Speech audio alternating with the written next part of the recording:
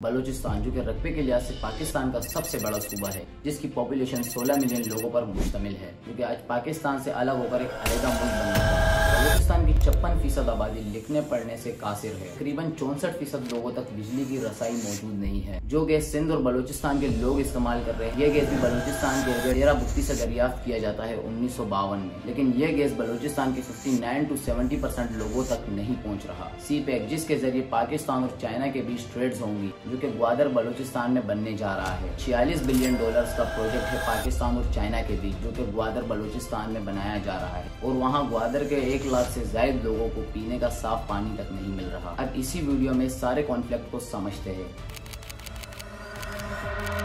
नवाब अकबर खान बुख्ती जुलाई 1926 को डेरा बुख्ती में पैदा हुए। जब ये 13 साल के ही थे, इनके फादर नवाब मेहराब खान बुख्ती की डेथ हो जाती और इन्हें इनके ट्राइबल का चीफ बना लिया जाता है। नवाब अकबर खान बुख्ती के रूल्स काफी स्ट्रिक्ट थे। अगर किसी मुजरिम को सजा दी जाती तो उन्हें गर्म कोयलों पर सच्चाई साबित करने के लिए चलाया जाता। इन्होंने कराची ग्रामर स्कूल और HSN कॉलेज से तालीम हासिल की और आला तालीम के लिए ऑक्सफोर्ड यूनिवर्सिटी ज्वाइन की और वहां से आला तालीम हासिल की और दोबारा पाकिस्तान आए, डेरा बुख्ती की सदारत संभाली और 1957 में इन्हें डिफेंस मिनिस्टर ऑफ पाकिस्तान बनाया जाता है। 1973 में इन्हें गवर्नर ऑफ बलूचिस्तान बनाया जाता है और 1989 में इन्हें चीफ मिनिस्टर ऑफ बलूचिस्तान बनाया जाता है। 2005-6 से पहले नवाब अकबर खान बुख्ती पाकिस्तानी पॉलिटिशियन का हिस्सा थे। 2004 में नवाब अकबर खान बुख्ती और गवर्नमेंट के बीच गैस और दीगर रिसोर्स पर डिबेट चल रहा था। Everyone is after our national wealth, our Baloch national wealth. For example, take the natural gas. जो गैस सिंध और बलूचिस्तान के लोग इस्तेमाल कर रहे हैं, ये गैस भी बलूचिस्तान के एरिया डेरा बुख्ती से दरियाफ्त किया जाता है 1952 में, लेकिन ये गैस बलूचिस्तान के 59 से 70% लोगों तक नहीं पहुंच रहा। बलूचिस्तान की 56% आबादी लिखने पढ़ने से कासिर है। तकरीबन 64% लोगों तक बिजली की रसाई मौजूद नहीं है। इस सारे मामले को एक आग लगाई एक वाक़ये ने, जो कि था डॉक्टर शाजिया खालिद का वाक़या। 3 जनवरी 2005 सिंध से आई एक मेडिकल डॉक्टर शाजिया खालिद, जो कि स्वी हॉस्पिटल में एक डॉक्टर थी, जो पाकिस्तान पेट्रोलियम लिमिटेड में जिन्हें कमरा दिया गया था रहने के लिए। रात के 2 से 3 बजे के दरमियान एक निकाबपोश शख्स कमरे में इनके दाखिल होता है और पिस्तौल के जोर पर इन्हें टेलीफोन कोड से बांधकर इनके साथ मुत्तहिद बार इन्हें ज्यादती का निशाना बनाता है और इनका सामान तक लूट कर वहाँ से फरार हो जाता है। स्वी हॉस्पिटल के चीफ मेडिकल और सिक्योरिटी इंतजामिया इनसे एक जबरदस्ती साइन करवाते हैं और इन्हें कहते हैं कि आपके साथ सिर्फ डकैती का वाकया हुआ है और इस पर आप दस्तखत कीजिए और आप इसके लिए कोई केस दर्ज करवाना नहीं चाहते। हमारी इज्जत का सवाल है, आप पढ़ी लिखी औरत हो, आप बदनाम हो जाओगे। मुझे कहा गया कि अब पुलिस आएगी तो तुमने खामोश रहना है, तुमने कुछ भी नहीं कहना। 2 दिन तक तो इन्हें किसी से बात करनी नहीं दिया जाता और इन्हें फिर बलूचिस्तान से कराची भेज दिया जाता है। डॉक्टर शाहिद मसूद और मोहसिन बेग इस्लामाबाद से कराची आते हैं और इन्हें कहते हैं कि जान को खतरा है, हम आपको कराची से UK भेज रहे हैं और इन्हें मिड मार्च में UK भेज दिया जाता है। 3 महीने तक इस केस के बारे में कुछ भी पता ना चल सका। इस केस में जिस बंदे का नाम आ रहा था वो था कैप्टन अमार। डॉक्टर शाजिया खालिद ने तो किसी का नाम खुद नहीं लिया और उन्होंने कहा कि मैंने तो किसी को देखा तक नहीं है, तो मैं किसी पर इल्जाम नहीं लगाना चाहती। जब ये बात जनरल परवेज मुशर्रफ को पता चली तो उन्होंने कहा कि कैप्टन अमार 200% इनोसेंट है, not guilty, he is innocent. General Pervez Musharraf ने यह भी कहा कि बाहर मुल्क का वीजा चाहने के लिए ये लोग ऐसे काम करते हैं और खुद को ज्यादती का निशाना बनाते हैं ताकि कनाडा का वीजा इन्हें मिल पाए और ये वहाँ जाकर मिलियनर बने। और नवाब अकबर खान बुख्ती ने कैप्टन अमाद और दीगर मुजरिमों को तलब किया और उनसे कहा कि जरगा बैठेगा और फैसला होगा। लेकिन दूसरी तरफ मुशर्रफ ने एब्सोल्युटली नोट कहा और मुशर्रफ के इन बातों के बाद डेरा बुख्ती में एक वॉर छिड़ चुकी थी। नवाब अकबर खान बुख्ती पर इल्जाम लगाया कि इन्होंने रियासत को चैलेंज किया। तगमा लटकाते थे कि मुहिब वतन है, फिर वो तगमा वापस ले लेते थे कि नहीं फिर गद्दार हैं, तो ये हुकूमत का लाइन टो करो तो तुम मुहिब। डेरा बुख्ती पर हमला किया जाता है। जनरल परवेज मुशर्रफ के इस डेरा बुख्ती के हमले के बाद स्वी गैस प्लांट जो कि डेरा बुख्ती में मौजूद था उस पर 450 रॉकेट दागे जाते हो और फायरिंग की जाती है उस पर, और बड़े बड़े सूबों तक गैस पहुंचना बंद हो चुका था एकदम से। जवाब में जनरल परवेज मुशर्रफ ने 4500 सोल्जर्स